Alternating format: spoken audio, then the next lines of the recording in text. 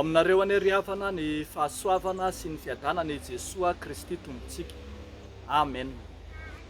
Ny ataony izay miaona amin'ny Jesosy Kristy, ny ataony izay miaona amin'ny Jesosy Kristy, zany no misongadina tarafintsika amin'izay nataon'ireo mpiandriondry ao amin'ny mofinainantsika anio. Luka 2:2-5 hatramin'ny 2:20. Ny ataony izay miaona amin'ny Jesosy Kristy.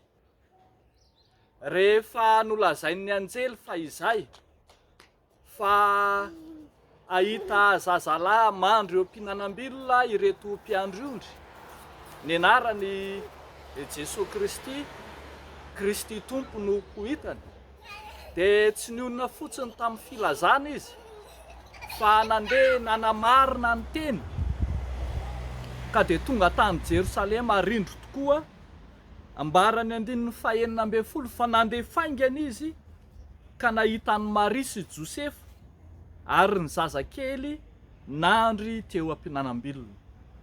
Hitany ireo mpiandriondry arak'izany, izay nambarany anjely fa izay, ny anjely nambarany anjely fony izy ireo ny andriondry tany an-tsaha tamin'ny alina. Ity lesona ity mofinaina ity ary dia mampianatra antsika inona no nataon'ireo mpiandriondry rehefa nahita an Jesosy zaza izy ireo.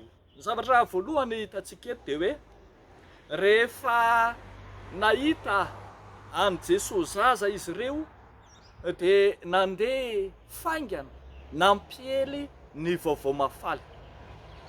Efa nambaran'ny mpiandriondry eny amin'ny 10:10, nambaran'ny anjely eo amin'ny 10:10 fa ny fahitany an'io zaza mandry eo am-pihinanam-bilona io ny vaovao mafaly. Koa rehefa hitany ilay vaovao mafaly, ilay filazana tsara, dia tsy nionona fotsiny tamin'izany izy ireo fa nandeha nampiely izany vaovao mafaly izany.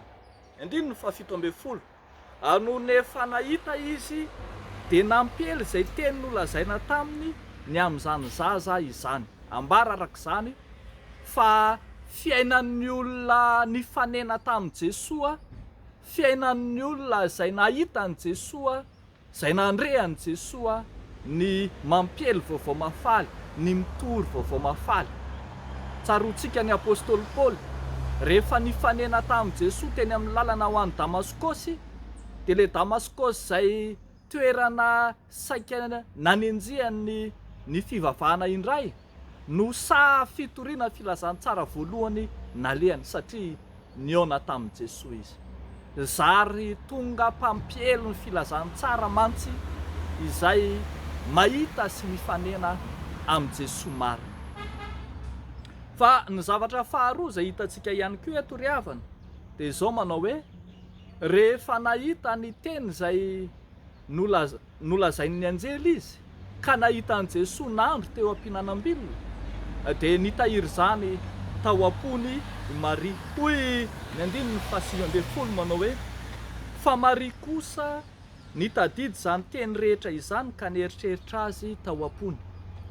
Mandrakitra ny filazantsara ao am-po, tsy handalo fotsiny eo amin'ny fiainantsika fa ampitoetra izany eo amin'ny fiainantsika, ahatonga ny filazantsara hiasa eo amintsika, ahatonga ny filazantsara hamakivaky ny fontsika, ahatonga ny filazantsara andresy lahatra sy ambabo ny fontsika marina tokoa.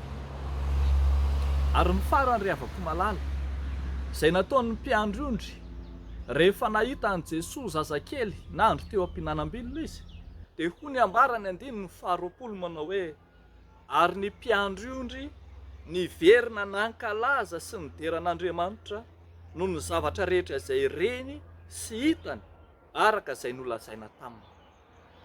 Nandeha nankalaza sy nideran'Andriamanitra izy ireo. Ambara mantsy fa fiainam-piderana, fiainam-pankalazana an'Andriamanitra toy izany no ataon'izay rehetra mifanena amin'i Jesosy.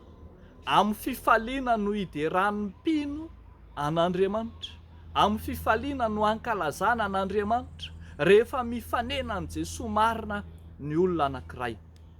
Isika fiangonana dia miaina sy mivelona amin'izany, mahatonga antsika mideran'Andriamanitra tsy tapaka eo anivon'ny fiangonana. Raha vatany vao tonga ao amin'ny fiangonana masina isika dia manandratra n'io fideranan'Andriamanitra io, satria fiainan'ny fiangonana izany, fiainan'ny olona nifanena tamin'i Jesosy zany, fiainan'ny izay rehetra nahita sy nandre an'ilay vaovao mafaly an' Jesosy Kristy marina izany.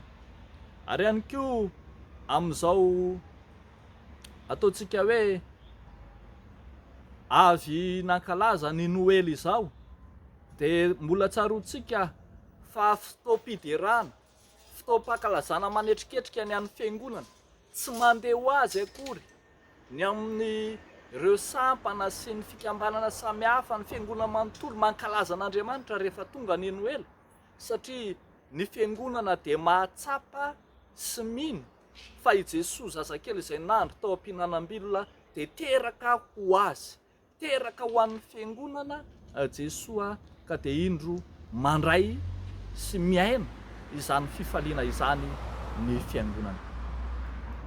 Ety ampamaranana ry havako, izay rehetra mahita sy nandre an' Jesosy, izay rehetra mifanena amin'i Jesosy dia tsy mipetra-potsiny fa mamadika ny zavatra hitany ho asa, mamadika ny zavatra reny hipaka any amin'ny hafa, ary ihany koa mahatonga azy ho mpitory filazantsara, manambara ny filazantsara, mizara ny filazantsara. Ho anao koa ry havako, engane izao fandalovan'ny Krismasy taona 2022 izao, tsy ho fotoana fanaovanao fety fotsiny, fa fotoana izay nifanenanao an' Jesosy velona, lay teraka ho antsika, lay tonga hamonjy antsika, ka handraisanao ny famonjeny, ahatonga anao hitondra ny famonjena ho an'ny hafa ihany koa. Eo an'Andriamanitra irery ihany ny voninahitra. Amen. Ivavaka isika.